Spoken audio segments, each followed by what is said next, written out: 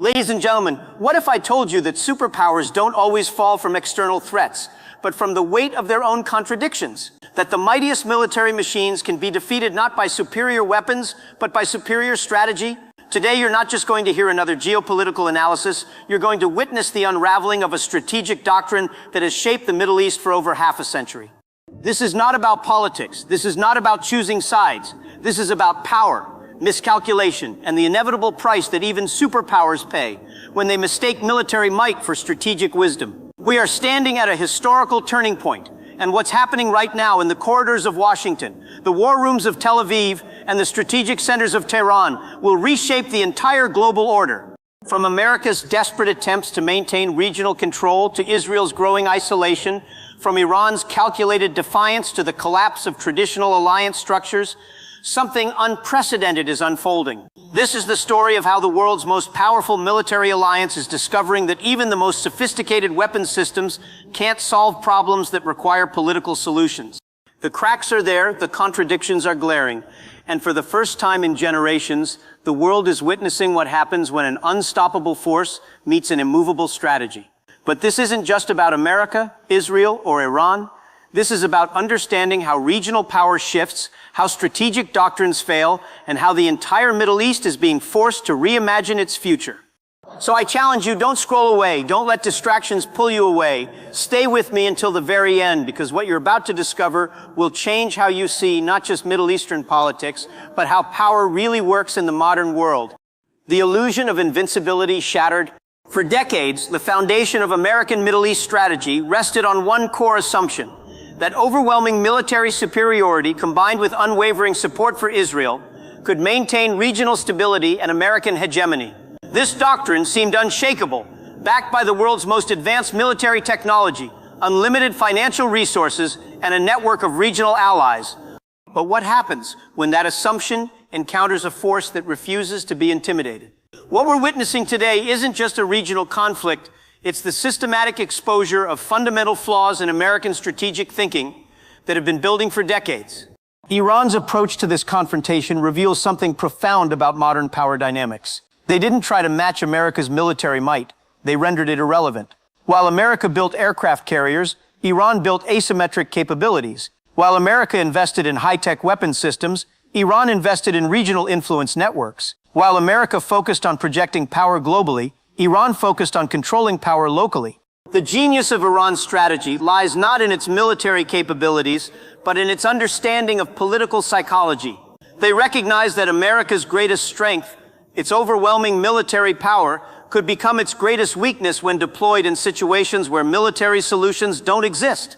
Every time America responded to political challenges with military force, every time it chose escalation over negotiation, every time it demanded compliance rather than seeking compromise, it validated Iran's central thesis that American power, despite its sophistication, operates from a fundamentally primitive understanding of how influence really works. Consider the psychological impact of this realization. For decades, American policymakers believed that sufficient military pressure could solve any regional problem. When this approach repeatedly failed to achieve lasting solutions, it created a crisis of confidence that goes far beyond military strategy. It challenges the entire intellectual framework that has guided American foreign policy. Iran's defiance isn't just resistance, it's education. It's teaching the world that power built on fear has inherent limitations, that strategies based on dominance create their own opposition, and that even superpowers can be outmaneuvered by opponents who understand the game better. Israel's strategic dilemma. Israel finds itself caught in an impossible position, maintaining its security while preserving its legitimacy, projecting strength while managing isolation, demanding support while offering little in return. This contradiction has created a strategic dilemma that even the most sophisticated military technology cannot resolve. The fundamental problem isn't military, it's mathematical. Israel's strategy depends on maintaining technological and military superiority over all potential adversaries simultaneously. But this approach becomes unsustainable when those adversaries stop trying to match Israeli capabilities and instead focus on making those capabilities irrelevant. Iran's support for regional resistance movements isn't just about military aid, it's about strategic multiplication. Every rocket fired from Gaza, every drone launched from Lebanon, every militia activated in Syria forces Israel to spread its resources thinner, respond to more threats, and maintain readiness on multiple fronts simultaneously. This represents a fundamental shift in the nature of warfare itself. Traditional military doctrine assumes that superior forces can achieve decisive victories that end conflicts. But when conflicts become ongoing, when victories don't translate into political solutions, when each military success creates new political problems, the entire concept of military superiority becomes questionable. Israel's situation reveals something crucial about modern power dynamics. In an interconnected world where every action is immediately visible, where civilian casualties become international incidents, where military responses generate political consequences, even the most capable military can find itself strategically constrained. The psychological toll of this dilemma extends far beyond military planning. When a nation built on the promise of security cannot deliver lasting security, when a society organized around strength cannot achieve strategic success, the social and political consequences become as significant as the military ones. Iran understands this dynamic perfectly. They don't need to defeat Israel militarily. They just need to make Israel's military solutions politically unsustainable. Every escalation that fails to resolve underlying issues, every show of force that generates international criticism, every tactical victory that creates strategic problems validates this approach. The American credibility crisis. America's Middle East strategy faces a credibility crisis that goes far beyond military capabilities or diplomatic influence. The fundamental problem is that American actions consistently contradict American rhetoric, creating a gap between stated values and actual policies that undermines trust and legitimacy. For decades, America has positioned itself as a champion of democracy, human rights, and international law, while simultaneously supporting actions that appear to violate all three principles. This contradiction hasn't gone unnoticed by regional actors who increasingly question American moral authority to lead international efforts. Iran has masterfully exploited this credibility gap, positioning itself not as an aggressor, but as a defender of sovereignty and dignity against foreign interference. While America lectures about international law, Iran points to violations of international law by American allies. While America speaks about democracy, Iran highlights American support for authoritarian regimes. This isn't just propaganda. It's strategic communication that resonates because it addresses real contradictions in American policy. When American actions consistently contradict American values, it creates space for alternative narratives that don't require ideological agreement, just logical consistency. The credibility crisis becomes particularly acute when America demands international support for its Middle East initiatives. Countries increasingly ask why they should risk their own interests to support American policies that appear to violate the same international principles America claims to defend. This dynamic has created a strategic isolation that's far more dangerous than military isolation. When allies begin to question not just American policies, but American sincerity, when partners start hedging their bets rather than fully committing to American leadership, the entire architecture of American global influence begins to weaken. Iran's strategy exploits this weakness brilliantly. They don't need to convince the world that their system is superior. They just need to demonstrate that American claims of moral leadership are hypocritical. This negative strategy proves remarkably effective because it requires less proof and generates more doubt. The economics of endless conflict, the financial mathematics of America's Middle East involvement reveal unsustainable contradictions that threaten not just regional strategy, but national economic health. Decades of military intervention, weapons transfers, and security guarantees have created a cost structure that delivers diminishing returns while demanding increasing investments. Consider the economic reality. America spends hundreds of billions annually on Middle East military operations, weapons systems, and security assistance, while achieving strategic objectives that remain perpetually elusive. This isn't just inefficient. It's economically destructive because it diverts resources from productive investments to reactive expenditures.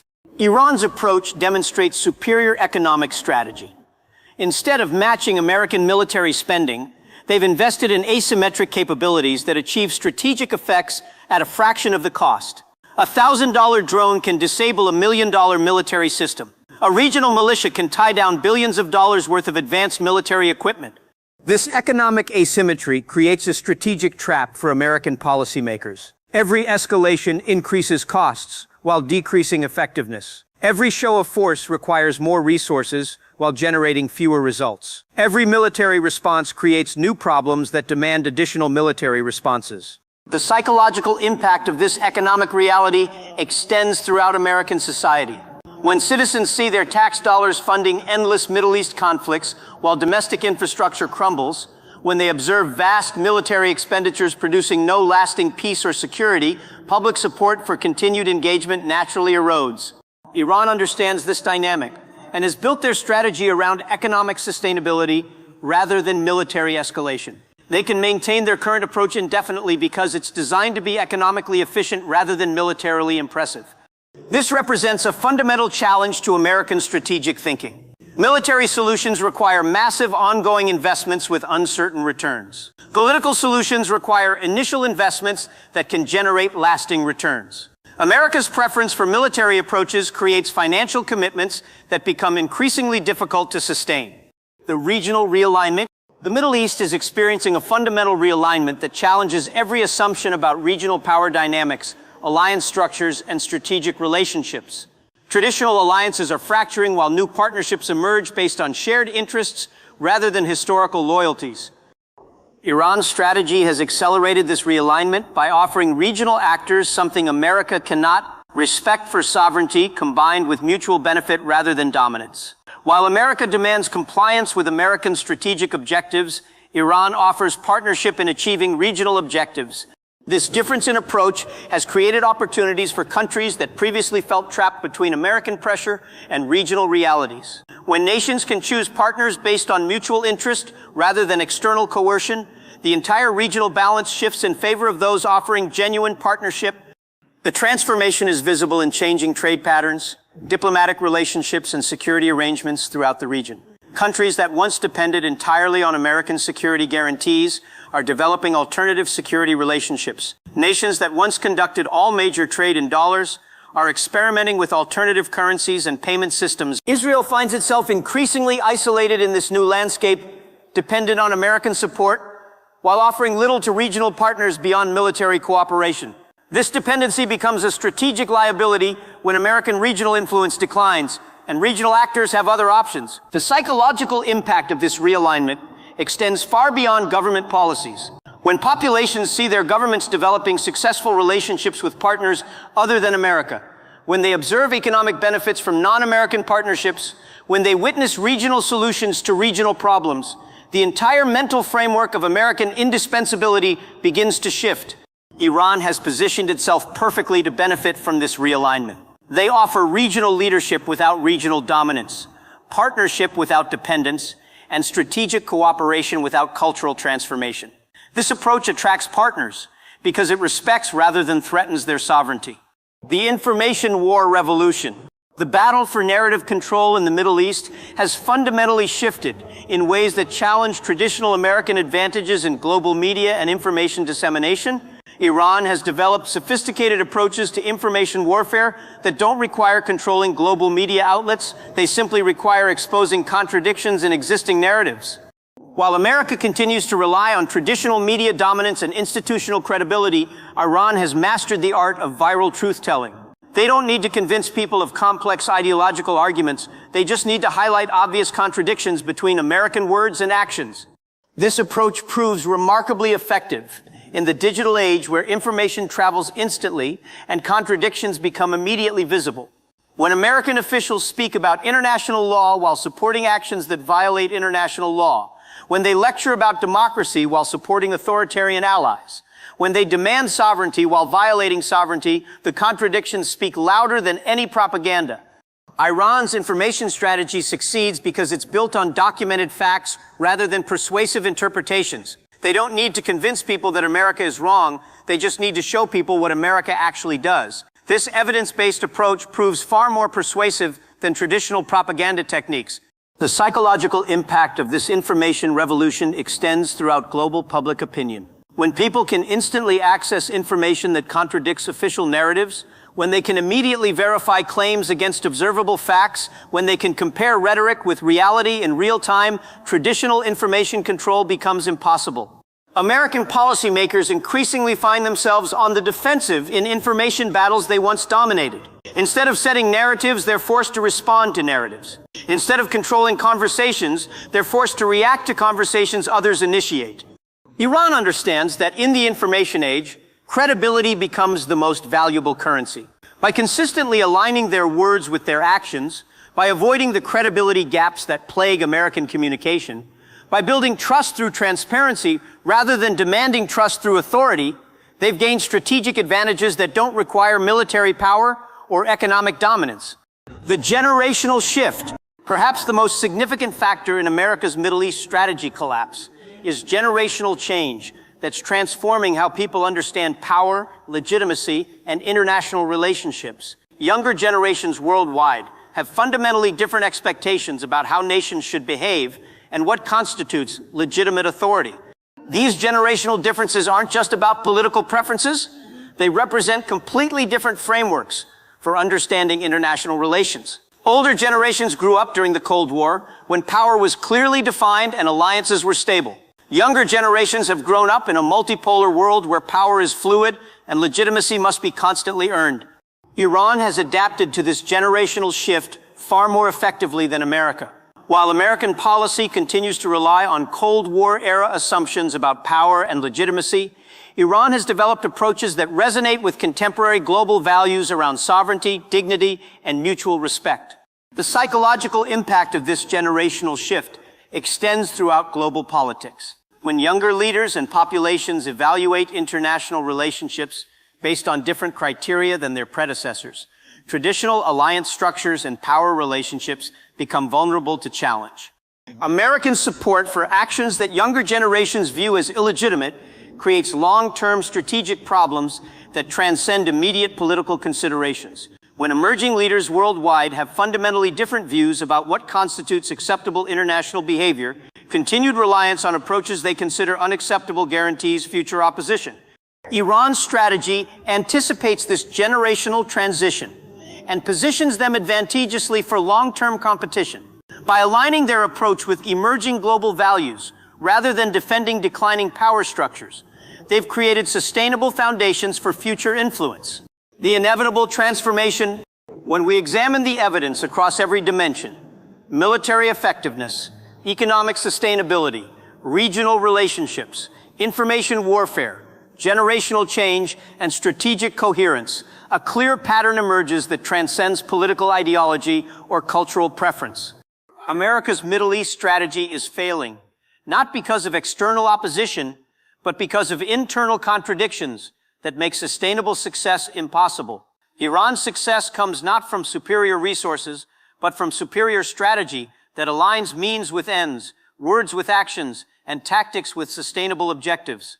This transformation isn't happening because Iran is perfect or because America is inherently flawed. It's happening because Iran has adapted to contemporary realities while America continues to rely on approaches designed for different circumstances. When the environment changes, strategies must change or they become self-defeating. The implications extend far beyond the Middle East. We're witnessing a fundamental shift in how power operates in the modern world, how influence is built and maintained, how legitimacy is earned and preserved. These lessons apply to business, leadership, and personal success as much as they apply to international relations. The nations, organizations, and individuals who understand these changes and adapt accordingly will thrive in the emerging world order. Those who continue to rely on approaches that worked in previous eras but don't address current realities will find themselves increasingly frustrated, isolated, and ineffective. Thank you for staying with me through this comprehensive analysis. In a world full of simple answers and comfortable illusions, you've chosen to engage with complex realities and uncomfortable truths. That intellectual courage, that willingness to examine evidence regardless of its political implications, is what separates those who merely observe history from those who understand it. Keep questioning official narratives. Keep examining evidence independently. Keep thinking strategically about how power really works in the modern world. And remember, understanding how the game is really played is the first step toward playing it more effectively yourself. This is Power Vision, where we don't just see what's happening, we understand why it's happening and what it means for the future. Good luck on your journey toward deeper understanding and strategic wisdom. Do you realize we're witnessing the biggest shift in global power dynamics right now? That mysterious incident we saw recently wasn't just about an unknown aircraft breaching Israeli airspace. This was the clearest proof that power is changing hands, that the rules of warfare have been completely rewritten, and that no country can feel safe anymore. What I'm going to share with you today isn't just an analysis of that event's technical details. This is a deep dive into why even the world's most advanced defense systems are no longer sufficient, where real power is hidden, and who will emerge victorious in the future. Recent events have shown us that billion-dollar defense systems, hundreds of radar networks, and advanced satellite technologies can still be penetrated with the right strategy. But here's the real question. Is this just a technological failure, or is it a sign of a much larger paradigm shift? For years, world powers operated under the assumption that whoever had the bigger army, longer range missiles, or more advanced tanks would win. The Cold War era was built on this understanding. Two superpowers accumulated massive arsenals against each other, and whoever had more nuclear warheads was assumed to be more powerful. But now we're playing a completely different game. The winner is no longer the most visible, but the most invisible. Not the one with the biggest budget, but the one implementing the most creative strategy. Not the one with the most soldiers, but the one with the smartest technology. This change is so radical that powers still carrying old paradigms in their heads are left in bewilderment. Israel's defense system, with its Iron Dome, Arrow, and David's Sling components, is considered one of the world's most sophisticated systems. This system successfully repelled thousands of rocket attacks and became the cornerstone of Israel's security doctrine. Billions of dollars in investment, cutting-edge technology, constant updates. So how does such a system get penetrated by an unidentified aircraft? The answer is simple: because the rules of war have changed, and the side that best understands this change is winning. In the modern age, real power lies not in managing large armies, but in intelligently using small and effective systems. A drone can neutralize a $1 million fighter jet. A cyber attack can collapse an entire defense network. A single well-planned operation can overturn years of strategic planning. This isn't just a matter of technological superiority. This is a completely different way of thinking, a different approach. While traditional military thinking focuses on the question, how can I be stronger? Modern strategy focuses on how can I be unpredictable?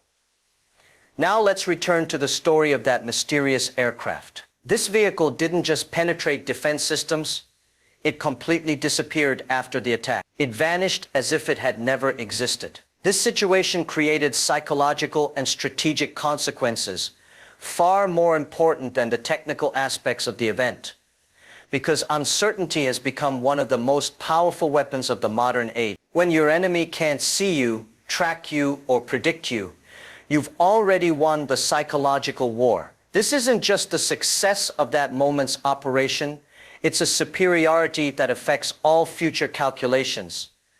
Israel's bewilderment is understandable, because their entire defense doctrine is built on detecting threats early, classifying them, and providing appropriate responses. But when faced with a threat they couldn't identify, classify, or trace the source of, the entire system was shaken. This situation isn't just a military matter. It has economic, diplomatic, and social dimensions. Investors panic in the face of uncertainty. Countries urgently review their defense budgets. Technology companies allocate more resources to artificial intelligence and autonomous systems. And here's where global silence comes into play. After the incident, neither major media organizations made detailed reports, nor did world leaders issue official statements. This silence isn't coincidental. It's the biggest proof of how serious and disturbing the event was, because now everyone is asking the same question. If such technology really exists and can be used, how secure are our systems? From the Pentagon in Washington to the Kremlin in Moscow, from Zhongnanhai in Beijing to Whitehall in London, all security experts share the same concern. This silence is actually a sign that a new reality is being accepted. No defense system is 100% secure anymore. No country is completely protected. And most importantly, threats can now come from anywhere. Future wars won't be fought with big explosions and visible armies. Instead, they'll take place quietly in the shadows, in the digital realm, and at unexpected moments. Tomorrow's powerful countries won't be those with the biggest tanks, but those with the smartest algorithms. Not those with the most soldiers, but those with the most advanced cyber capabilities. This change isn't happening only at the state level. The same dynamics are at work in the business world. Competition between companies is no longer about who has bigger offices or more employees. It's built on who can adapt faster, who can find more creative solutions, who can notice changes in the market earlier and act on them. How did Netflix beat Blockbuster? By opening bigger stores? No, by changing the rules of the game. How is Tesla threatening traditional automotive giants? By building more factories? No, by combining electric vehicle technology and software to create a completely new category. Those who can see invisible opportunities, who can start silent revolutions, who can make unexpected moves, are winning. This doesn't just apply to the technology sector. The same rule operates in finance, healthcare, education, and even agriculture. What used to be available only to superpowers is now spreading to a wider range of actors. This isn't just about states anymore. Non-state actors, proxy groups, and even private entities can now access capabilities that were once the exclusive domain of major powers. Think about what this means for global stability. When a small, well-funded group can potentially penetrate the defenses of a major military power, the entire concept of deterrence breaks down. The traditional calculation of if you attack us, we'll destroy you, becomes meaningless when the attacker can strike and disappear without a trace. This is why the silence after the incident was so telling. It wasn't just about protecting classified information or avoiding panic. It was about the recognition that admitting the full extent of what happened would fundamentally undermine confidence in existing security frameworks worldwide. The implications extend far beyond military affairs. Economic markets depend on predictability and security. When investors realize that even the most secure countries can be penetrated by unknown actors, it creates a new category of risk that's almost impossible to price or hedge against. Look at what happened to Israeli tech stocks after rumors of the incident began circulating. The startup nation brand that Israel had carefully cultivated for decades suddenly seemed vulnerable. International investors started asking uncomfortable questions about political stability, security guarantees, and the long-term viability of operations in a region where the rules of engagement were clearly changing. But here's where it gets really interesting from a strategic perspective. The incident wasn't just about demonstrating technological capability, it was about sending a message. And that message wasn't necessarily directed at Israel alone. It was a signal to every major power that the era of technological monopolies is over. For decades, military superiority was maintained through technological advantages that were difficult to replicate. Stealth technology, precision guidance systems, advanced radar, these were carefully guarded secrets that gave certain nations decisive advantages. But we're now entering an era where these technologies are becoming commoditized, where smaller actors can achieve similar results through different approaches. You don't need to match your opponent's capabilities, you need to make their capabilities irrelevant. While major powers invest billions in next-generation fighter jets, a sophisticated adversary might invest in swarms of cheap drones that can overwhelm any defense system through sheer numbers and coordination. The psychological impact of this shift cannot be overstated. Military planners who built their careers on the assumption that technological superiority equals strategic success are now facing a reality where their most advanced systems can be neutralized by creative thinking and unconventional approaches. This creates what strategists call strategic vertigo, a disorienting sense that the fundamental assumptions underlying your planning might be wrong. When your most sophisticated defenses can be penetrated by unknown actors using unknown methods, How do you plan for future threats? How do you allocate resources? How do you maintain public confidence?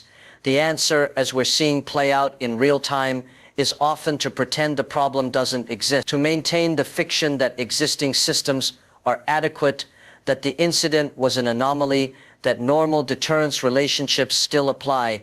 But this kind of denial only makes the ultimate reckoning more severe. What we're witnessing is similar to what happened in the business world when digital disruption began reshaping entire industries. Established players initially dismissed new competitors as niche players who couldn't possibly threaten their market dominance. But by the time they recognized the threat, it was often too late to respond effectively. The same dynamic is now playing out in the security realm.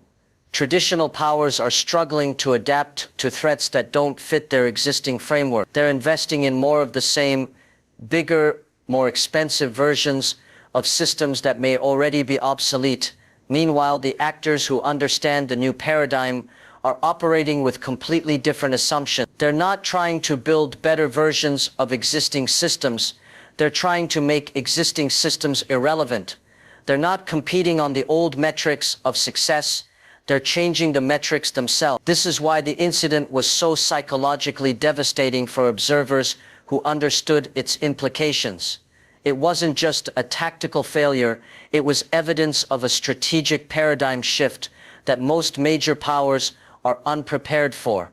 The economic implications of this shift are staggering. Defense contractors who have built billion-dollar industries around traditional weapons systems suddenly face the prospect that their most advanced products might be vulnerable to much cheaper alternatives. Countries that have invested heavily in conventional military superiority are discovering that their investments might not provide the security they expected. But there's also tremendous opportunity in this disruption. Just as digital transformation created entirely new industries and business models, this military technological shift is creating opportunities for innovative approaches to security, defense, and international relations. The countries and organizations that recognize this shift early and adapt accordingly will have enormous advantages over those that cling to old paradigms. The future belongs to those who can think asymmetrically, act unpredictably, and leverage technology in creative ways. So what do we need to do to survive and thrive in this new world? First, we must fundamentally accept that change isn't coming. It's already here. Old security concepts, traditional competitive strategies, and conventional wisdom about power dynamics are not just outdated, they're dangerous. Clinging to them is like trying to fight tomorrow's war with yesterday's weapons. Second, we must develop what I call strategic agility, the ability to rapidly assess new situations, adapt our approaches, and pivot when circumstances change. This isn't just about being flexible. It's about building systems and mindsets that assume change is the only constant. Third, we must invest heavily in understanding and leveraging emerging technology. Artificial intelligence, quantum computing, biotechnology, nanotechnology, these aren't science fiction anymore. They're the building blocks of tomorrow's competitive advantages. But technology alone isn't enough. We need to combine technological capabilities with creative thinking, strategic vision, and deep understanding of human psychology. Fourth, we must master the art of coalition building in an era where traditional alliances are fractured. The future belongs to those who can build dynamic, flexible partnerships that bring together diverse capabilities and perspectives. This applies whether you're a nation building diplomatic relationships, a company forming strategic partnerships, or an individual building professional networks. Fifth, we must become experts at operating in environments of extreme uncertainty and information scarcity. The days when you could plan based on clear intelligence and predictable opponent behavior are over. We need to develop decision-making processes that work even when we don't have complete information, even when the rules are changing in real time. Sixth, we must understand that in the new paradigm, speed often trumps perfection. The ability to rapidly prototype, test, and iterate is more valuable than the ability to plan elaborate long-term strategies. This doesn't mean being reckless. It means being comfortable with calculated risks and rapid adaptation. Seventh, we must recognize that information warfare is now as important as physical warfare. The battle for narrative control, for shaping perceptions, for influencing decision-making processes across networks of stakeholders, this is where many future conflicts will be won or lost. The incident with the mysterious aircraft wasn't just a military event, it was a masterclass in all of these principles. An unknown actor used emerging technology in an unexpected way, operated in an environment of extreme uncertainty, moved with incredible speed, and achieved strategic impact far beyond the immediate tactical operation. But here's what makes this even more significant. We're still in the early stages of this transformation. The technologies that enabled this incident are continuing to evolve rapidly. The strategic approaches that made it possible are being refined and expanded. The actors who demonstrated these capabilities are learning and adapting. This means we can expect more surprises, more paradigm-breaking events, more moments when our fundamental assumptions about how the world works get challenged. The question isn't whether this will happen again, it's whether we'll be prepared when it does. For individuals watching this analysis, the implications are profound. Your career success, your financial security, your personal safety, all of these depend increasingly on your ability to navigate a world where the old rules no longer apply. The skills that got you to where you are today may not be sufficient to keep you there tomorrow. This isn't meant to frighten you, it's meant to empower you. Because while this new world is more uncertain, it's also more full of opportunity for those who understand how to operate within it. The same forces that are disrupting traditional power structures are creating space for new leaders, new ideas, and new approaches to emerge.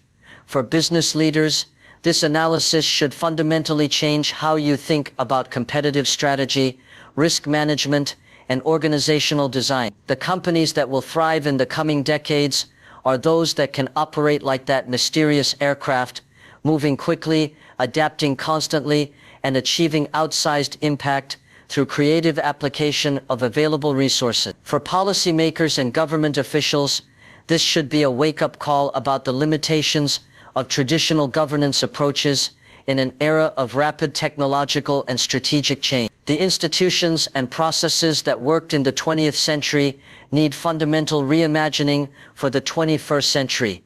The mysterious aircraft that penetrated Israeli defenses and disappeared without a trace wasn't just a military incident. It was a symbol of a new era where invisible capabilities matter more than visible strength, where unpredictability is more valuable than overwhelming force, and where understanding the new rules of the game is more important than mastering the old one. The silence that followed wasn't just about protecting secrets, it was about the recognition that admitting what really happened would force a fundamental reassessment of assumptions that underpin our entire global order. But that reassessment is coming, whether we're ready for it or not. The future belongs to those who can see around corners, who can operate in the shadows, who can turn constraints into advantages, and who can move faster than their opponents can adapt. It belongs to those who understand that in a world of infinite connectivity and accelerating change, the most powerful weapon isn't the biggest, it's the ability to think differently. Thank you for watching this comprehensive analysis. If this deep dive perspective helped you understand the invisible forces reshaping our world, smash that like button and let me know in the comments. Subscribe to Power Vision for more analyses that reveal the strategic patterns most people miss. Share your thoughts below. What other invisible shifts do you see happening in our world? What industries or institutions do you think will be disrupted next by these same forces? Share this video with anyone who appreciates strategic thinking and wants to understand how power really works in the modern world. Hit the notification bell so you don't miss our upcoming analysis on how these same principles are reshaping global economics, technological development, and social structure. Remember, in a world where change is accelerating exponentially, the only sustainable competitive advantage is the ability to learn and adapt faster than everyone else. The world doesn't just belong to the powerful, it belongs to the prepared, the perceptive, and the adaptable. This is Power Vision, where we don't just see what's happening on the surface, we reveal the invisible currents that are actually shaping tomorrow. Until next time, stay sharp, stay curious, and never stop questioning what everyone else takes for granted.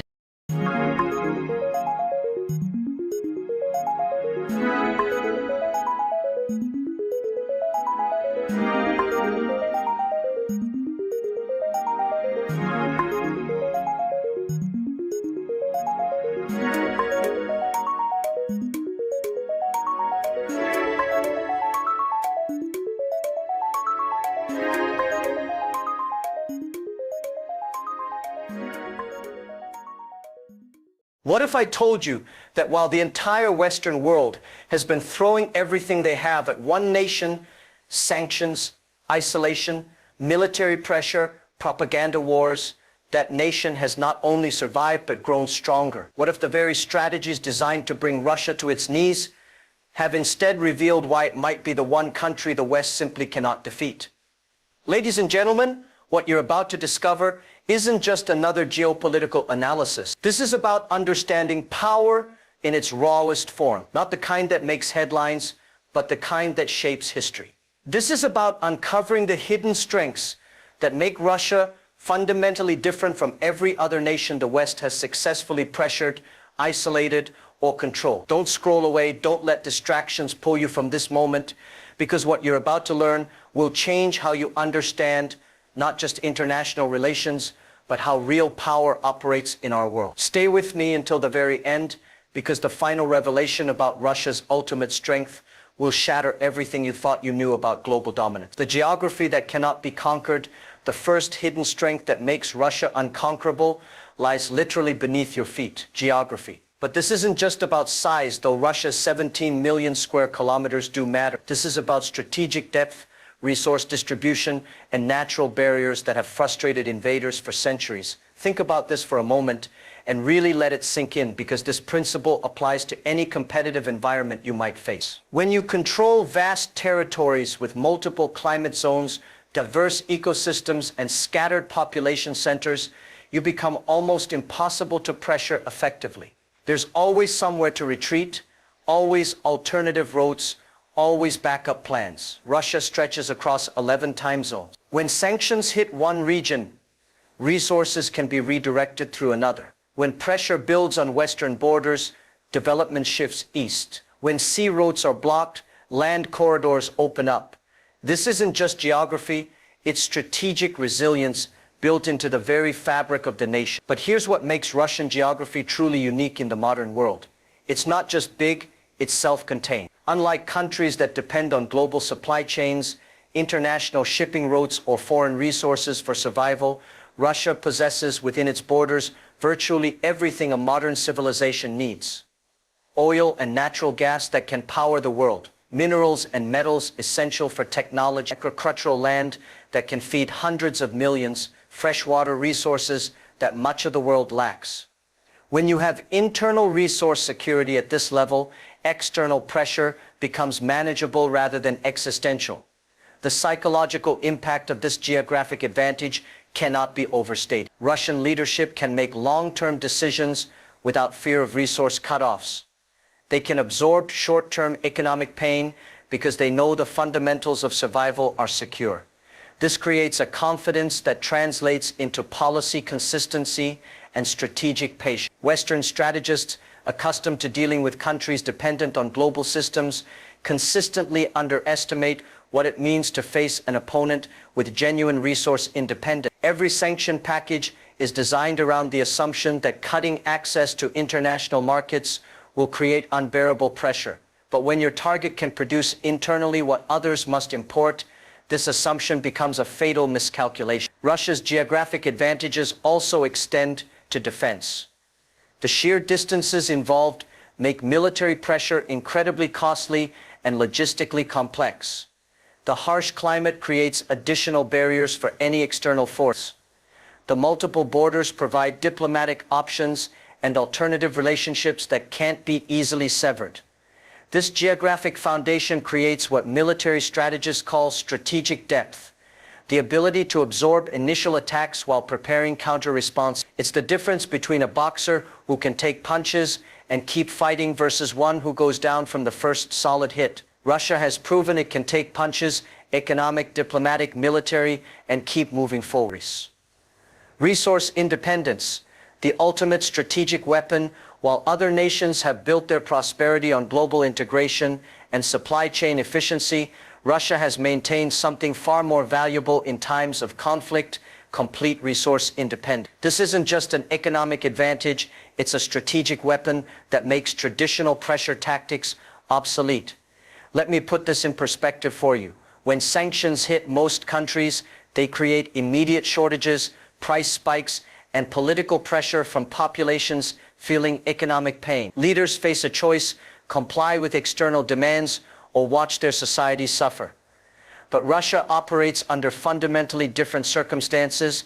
Energy independence isn't just about having oil and gas, it's about controlling the energy that other nations need. Russia doesn't just power itself, it powers much of Europe, Asia, and increasingly other regions seeking alternatives to Western-controlled energy systems. This creates reverse leverage, where sanctions on Russia often hurt the sanctioning countries more than the target. Agricultural self-sufficiency has become another hidden strength that most analysts underestimate. Russia is one of the world's largest grain exporters, feeding not just its own population, but much of the developing world. When global food insecurity rises, often as an indirect result of conflicts and sanctions, Russia's agricultural exports become more valuable, not less. Mineral wealth provides the foundation for technological independence. Rare earth elements, precious metals, industrial minerals, Russia has them all. While other countries depend on complex international supply chains for the materials needed in modern technology, Russia can develop and produce domestically. But here's where it gets really interesting from a strategic standpoint. Russia has used sanctions pressure as an opportunity to accelerate domestic development in areas where they previously relied on import. What was meant to weaken them has forced innovation, self-reliance, and technological advancement. Consider the psychological dimension of resource independence. When your population sees that basic needs, food, energy, security, are met regardless of external pressure, social cohesion strengthens rather than weakens. People rally around leadership that demonstrates the ability to provide stability during external attack. This resource independence also creates diplomatic leverage that conventional analysis often misses. Countries facing their own resource insecurities, and there are many, begin to see Russia not as an isolated pariah, but as a potential partner offering what they desperately need. The strategic implications extend beyond immediate survival. Resource independence enables long-term planning and investment in capabilities that countries dependent on global systems simply cannot achieve. When you don't have to worry about external resource cutoffs, you can focus on building strength rather than managing vulnerability. Western economic warfare assumes that global integration creates insurmountable dependence, but Russia has proven that resource independence, even if it comes with some efficiency costs, provides strategic advantages that can outweigh those costs when external pressure intensifies. The nuclear shield that changes everything, perhaps the most uncomfortable truth about why Russia cannot be defeated conventionally, is its nuclear arsenal. Not just the weapons themselves, but the strategic doctrine and psychological framework that surrounds them. This isn't just about deterrence, it's about fundamentally changing the rules of international conflict. Russia possesses the world's largest nuclear arsenal with advanced delivery systems that can reach any target globally. But numbers alone don't tell the story. What makes Russian nuclear capability truly unique is the demonstrated willingness to integrate nuclear considerations into broader strategic thinking. Unlike other nuclear powers that treat nuclear weapons as weapons of last resort, Russia has developed what analysts call escalate to de-escalate doctrine. This means they're willing to introduce nuclear considerations earlier in conflicts to prevent conventional escalation that might lead to existential threats. Think about what this means in practical terms. Any direct military confrontation with Russia carries the risk of nuclear escalation. This doesn't mean Russia is reckless. It means they've created a framework where their conventional weaknesses are protected by nuclear strengths. The psychological impact on Western decision-makers cannot be overstated. Military options that might be considered against other adversaries become unthinkable when nuclear escalation is a realistic possibility. This creates a strategic umbrella under which Russia can operate with reduced fear of direct military pressure. But the nuclear dimension goes beyond weapons to nuclear technology and expertise. Russia leads the world in nuclear power plant construction, nuclear fuel production, and nuclear technology. This civilian nuclear capability creates economic relationships and technological dependencies that are difficult to sever through sanctions. Countries investing in Russian nuclear technology are making 50-year commitments. Nuclear power plants require ongoing fuel supplies, maintenance, and technical support. These relationships create bonds that survive political tensions and provide Russia with long-term influence and revenue streams. The space dimension of nuclear technology also provides strategic advantages. Russian space capabilities, rocket technology, and satellite systems all benefit from the same technological base that supports nuclear weapons. This creates civilian applications that are harder to sanction while maintaining military relevance. Nuclear capability also provides what strategists call extended deterrence for allies and partners. Countries working closely with Russia gain some protection from the nuclear umbrella, making them more willing to resist Western pressure and maintain independent policy. Perhaps most importantly, nuclear weapons provide time. In a conventional conflict, superior forces can achieve rapid victories that create irreversible facts on the ground. Nuclear weapons ensure that any conflict involving Russia will be prolonged, allowing time for diplomacy, alliance building, and strategic adaptation. The nuclear dimension forces Western strategists to think in terms of management rather than victory. The goal becomes containing and constraining rather than defeating and replacing. This fundamentally different strategic framework plays to Russian strengths while limiting Western options. Russian military thinking has evolved around a fundamental reality that Western military doctrine often ignores. Russia cannot afford to lose a single major conflict.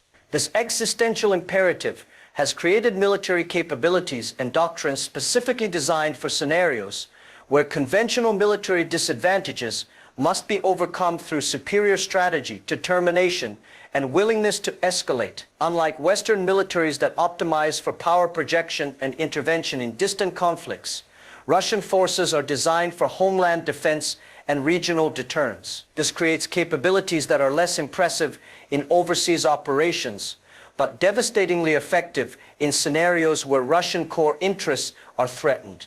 Russian military doctrine emphasizes mass, persistence, and escalation control rather than technological superiority and surgical precision. This approach assumes that conflicts involving Russian vital interests will be prolonged, intense, and require mobilization of national resources rather than professional military forces alone. The concept of deep battle that emerged from Soviet military theory remains central to Russian strategic thinking. This involves simultaneous engagement across multiple domains: land, air, sea, space, cyber, information, to create cumulative effects that overwhelm enemy decision-making and response capabilities. Russian military-industrial complex maintains production capabilities that can rapidly expand during conflicts. Unlike Western systems optimized for peacetime efficiency, Russian defense production is designed to surge quickly when national survival is at stake. This creates strategic depth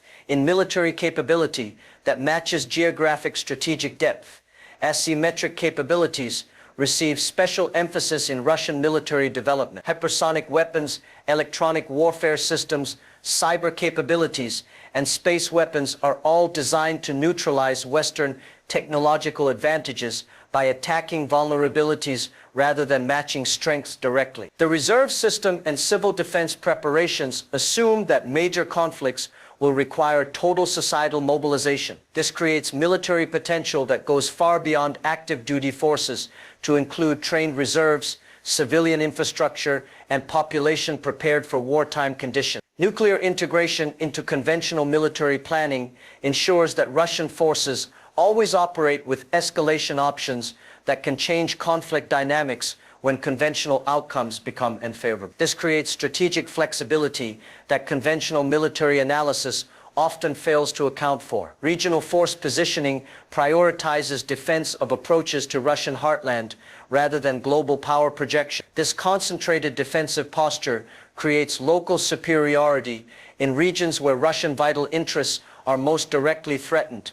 Military doctrine also emphasizes psychological and information warfare as integral components of military operations. Russian forces trained to fight in environments where information, morale, and political will are as important as firepower and technology. Economic adaptation and strategic patience. Perhaps the most surprising aspect of Russian resilience has been the speed and effectiveness of economic adaptation to unprecedented sanctions pressure. Rather than causing collapse, sanctions have accelerated economic diversification, technological development, and alternative relationship building that may leave Russia stronger in the long term. Import substitution programs that had been developing slowly for years received massive acceleration when sanctions cut access to Western products and technology. This forced innovation and domestic development that otherwise might have taken decades to achieve. Financial system adaptation has been particularly impressive. Cut off from SWIFT and Western banking systems, Russia developed alternative payment systems, expanded use of national currencies in trade, and created financial infrastructure that operates independently of Western control. Energy market diversification has shifted Russian exports from predominantly European customers to Asian, African, and Latin American markets. This not only maintains revenue, but creates new relationships that are less vulnerable to Western political pressure. Agricultural development has transformed Russia from a grain importer to one of the world's largest exporters. Sanctions on food imports provided protection for domestic agriculture that enabled rapid expansion and technological modernization. Technology sector development has accelerated as Russian companies were forced to replace Western software, hardware, and technical services. This created domestic technology capabilities that provide both economic opportunities and strategic independence. Trade relationship diversification has expanded Russian economic partnerships with countries representing the majority of global population and economic growth. These relationships often involve longer-term commitments and more balanced partnerships than previous Western-dominated trade patterns. Currency policy innovations have reduced dependence on dollar-denominated transactions, while increasing use of rubles, yuan, and other alternative currencies. This creates resilience against financial warfare while building alternative monetary systems. Industrial policy coordination has aligned economic development with strategic priorities in ways that market-driven economies find difficult to achieve. This enables rapid resource allocation and development focus when national priorities require economic support. The psychological dimension of economic adaptation has created confidence in Russian economic sovereignty that translates into political support for independent policy. When people see their country successfully adapting to external pressure, it validates leadership decisions to maintain strategic independence. Strategic patience in economic policy allows Russia to absorb short-term costs for long-term advantages. Unlike democratic governments facing regular elections, Russian leadership can implement policies that may be painful initially but provide strategic benefits over time. Information warfare and narrative control. One of Russia's most sophisticated and underestimated capabilities is its approach to information warfare and narrative control. This isn't just about propaganda or disinformation, it's about understanding how information shapes reality in ways that create strategic advantages, independent of military or economic power. Russian information strategy operates on the principle that controlling narratives often matters more than controlling territory. By shaping how events are interpreted and understood, Russia can achieve political objectives that would be impossible through conventional means alone. The approach emphasizes authentic voices and grassroots networks rather than official government communications. This creates credibility and reach that government-sponsored messaging cannot achieve, especially in an era where audiences are skeptical of official sources. Alternative media platforms and independent journalists receive support to develop content that challenges Western narratives without appearing to be directly controlled by Russian government. This creates information diversity that provides audiences with alternatives to mainstream Western media perspectives. Social media operations focus on amplifying existing divisions and contradictions within Western societies rather than creating artificial conflict. This approach requires deep understanding